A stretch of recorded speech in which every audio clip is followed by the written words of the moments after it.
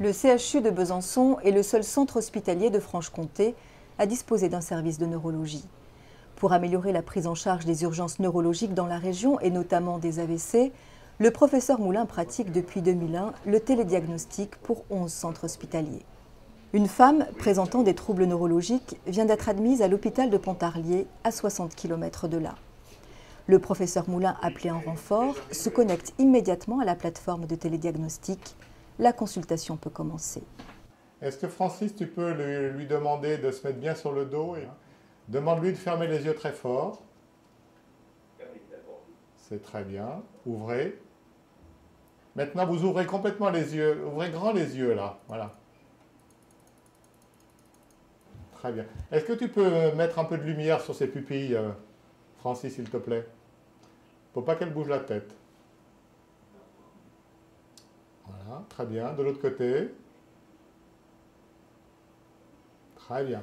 C'est parfait. Depuis le mois de janvier 2008, le professeur utilise cette plateforme développée par la société Covalia en partenariat avec le groupement de coopération sanitaire Hémosiste. À la pointe de la technologie, elle permet, grâce à des caméras, de réaliser des consultations par visioconférence. Elle permet aussi l'échange d'images en temps réel, ce qui améliore la fiabilité et la sécurité du diagnostic. Cette technique de visioconférence nous permet non seulement de voir et d'avoir un contact direct avec le patient, de pouvoir orienter mieux les questions, mais aussi de pouvoir faire pratiquer l'examen neurologique d'une manière standardisée. Et donc, à distance, cette standardisation nous donne une sécurité d'anomalies ou d'absence d'anomalies qui vont nous permettre de qualifier l'atteinte neurologique.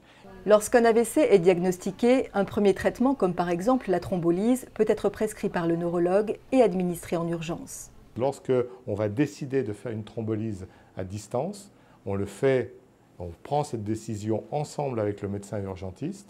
C'est le neurologue qui prend la responsabilité de cette décision. La réalisation dans notre modèle est faite sur site. Donc le patient est traité sur site dans la première heure.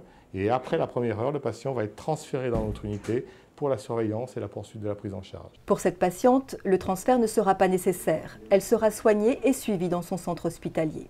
Le télédiagnostic permet ainsi de faire l'économie de centaines de transferts inutiles et coûteux. Aujourd'hui, 32% seulement des appels émis par les services d'urgence donnent lieu à un transfert vers le CHU de Besançon. Ils étaient 63% en 2001, ce qui représente, selon l'ARH, une économie en transport sanitaire de plus d'1 million d'euros par an.